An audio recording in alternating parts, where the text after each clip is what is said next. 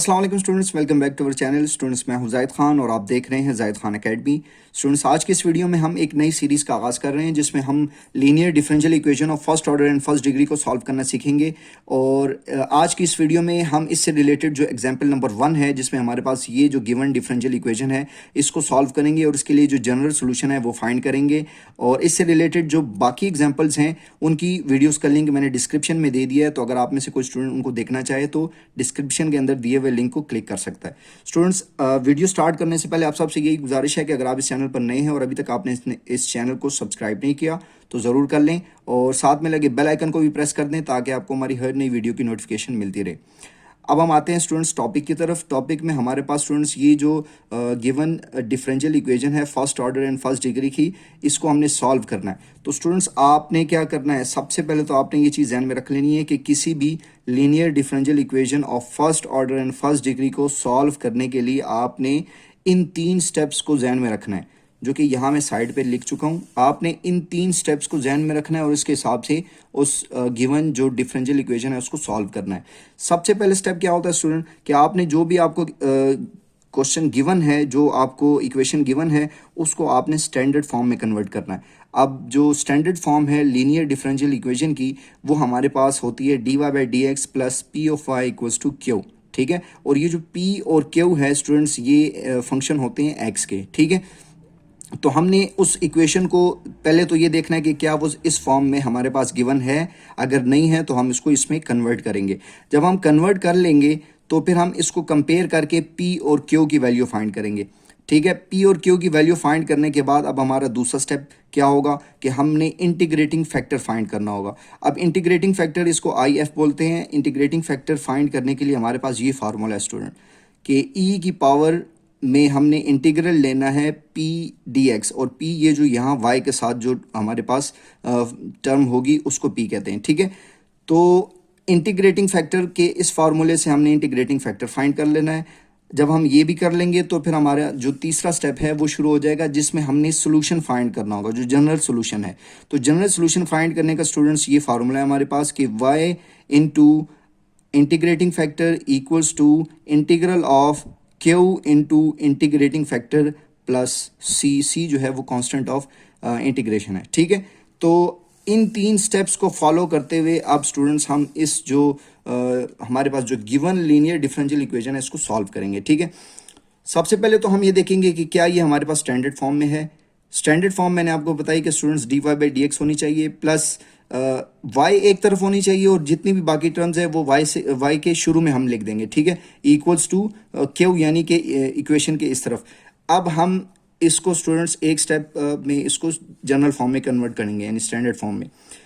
तो हम क्या करेंगे स्टूडेंट्स, dy/dx प्लस ये जो 2 और tan x है इसको हम y के शुरू में लिख देंगे, तो 2 tan x into Y equals to sin x। अब स्टूडेंट्स हम क्या करेंगे, अब हम इसको कंपेयर करेंगे विद द स्टैंडर्ड फॉर्म। ठीक है, तो कंपेयरिंग आप यहाँ मेंशन करेंगे, कंपेयरिंग विद स्टैंडर्ड फॉर्म।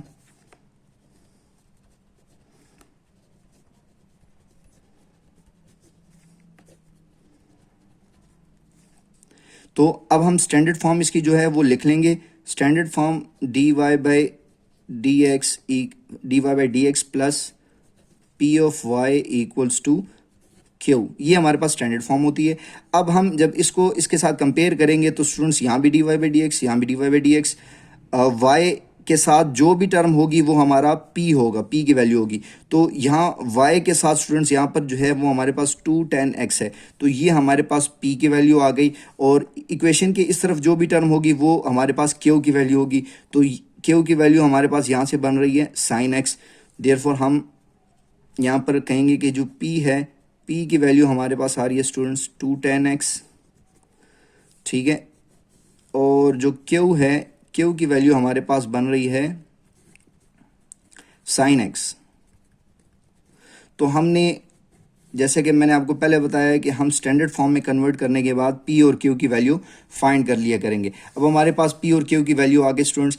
अब हमने क्या करना है, अब हमने सेकंड स्टेप में क्या करना था जी, इंटीग्रेटिंग फैक्टर फाइंड करना है।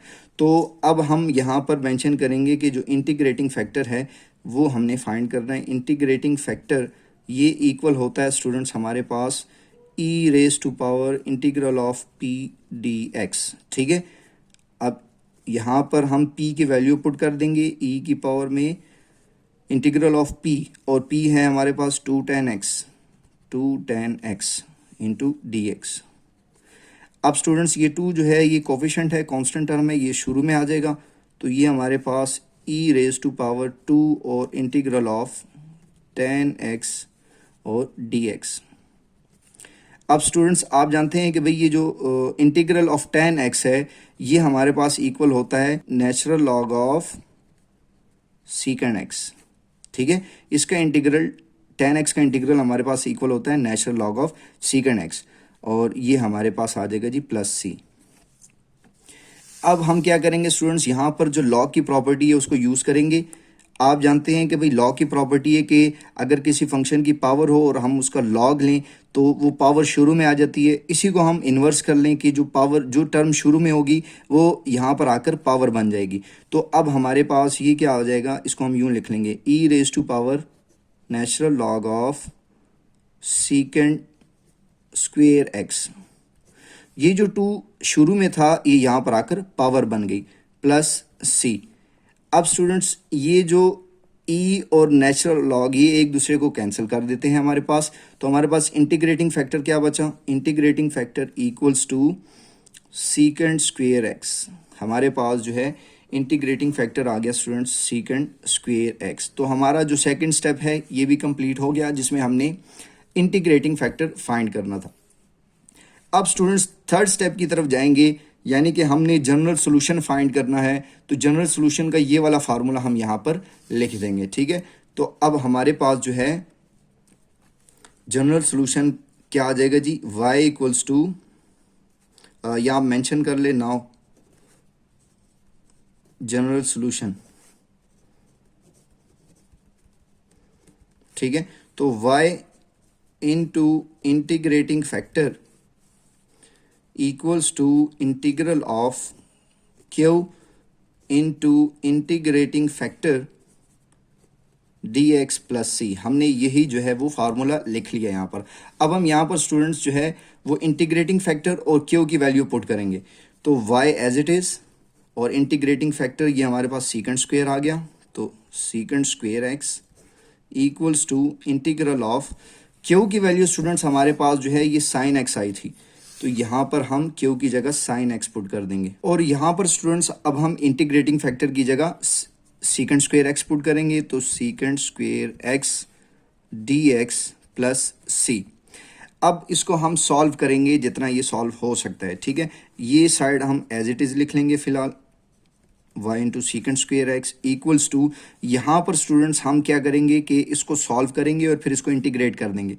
तो अगर ये जो साइन एक्स है इसको एज इट इज़ रखें, ये जो सीकेंड स्क्वेयर एक्स है ये इक्वल हो जाएगा 1 कॉस स्क्वेयर एक्स के। ठीक है, डी एक्स प्लस सी।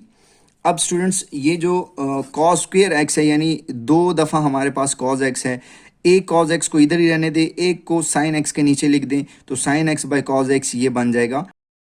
तो अब स्टूडेंट्स मैं अब यहाँ पर आपको ये करके दिखाता हूँ कि ये हमारे पास आ जाएगा y into secant square X equals to, मैंने कहा कि ये हमारे पास स्टूडेंट्स यहाँ पर कॉस स्क्वेयर एक्स है, एक को इसको अगर हम सेपरेट लिख दें cos x into cos x, एक को साइन एक्स के नीचे लिख दें, एक को एज इट इज़ रहने दें, तो ये हमारे पास क्या बन जाएगा, ये आ जाएगा जी sine x divided by cos x into 1 cos x. ठीक है जी, और ये हमारे पास आ जाएगा डी एक्स प्लस सी।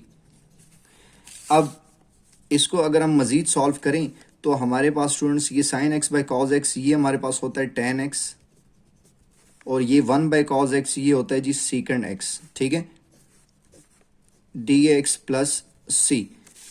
यहाँ हमारे पास स्टूडेंट्स ये आपने याद रखना है, ये हमारे पास इंटीग्रल का एक फार्मूला होता है कि integral of ten x into सीकेंड x ये सीकेंड एक्स के इक्वल होता है। ठीक है, टेन एक्स इंटू सीकेंड एक्स का जब हम इंटीग्रल लेते हैं तो ये सीकेंड एक्स के इक्वल होता है, और ये हमारे पास 7 प्लस सी। तो यहाँ से हमारे पास लेफ्ट हैंड साइड में y into secant square x वाली टर्म थी। अब स्टूडेंट्स हमने y फाइंड करना है, ठीक है। तो ये जो सीकेंट स्क्वेयर x है ये इधर आके दोनों से डिवाइड हो जाएगा। तो डिवाइड होने के बाद ये हमारे पास स्टूडेंट्स क्या आ जाएगा कि y equals to secant x divided by secant square x plus c divided by secant square x। यहाँ एक कैंसिल आउट हो गया और डिवाइड में हमारे पास एक बच जाएगा। तो 1 by secant x plus c by secant square x। ये हमारे पास स्टूडेंट्स वो जो गिवन कोऑर्डिनेट हमारे पास जो गिवन डिफरेंशियल इक्वेशन है उसका सोल्यूशन आ गया, जनरल सोल्यूशन हमने फाइंड कर लिया। तो इस तरह से स्टूडेंट्स आपने इन्हीं स्टेप्स को फॉलो करना है। ये जो मैंने शुरू में आपको स्टार्ट में ये जो 3 स्टेप्स बताए थे, तो इन 3 स्टेप्स को स्टूडेंट्स आपने फॉलो करना है। तो आपके पास कोई भी डिफरेंशियल इक्वेशन हो जो कि फर्स्ट ऑर्डर और फर्स्ट डिग्री की है, तो आप इसकी इन 3 स्टेप्स की मदद से उसको ईजिली सॉल्व कर सकते हैं। उम्मीद करता हूं कि आपको स्टूडेंट्स ये वीडियो अच्छी लगी होगी। अगर वीडियो अच्छी लगे तो इसको लाइक करें और अपने तमाम दोस्तों के साथ इसको शेयर भी करें। और अगर चैनल अभी तक सब्सक्राइब नहीं किया हो तो ज़रूर कर लें। शुक्रिया।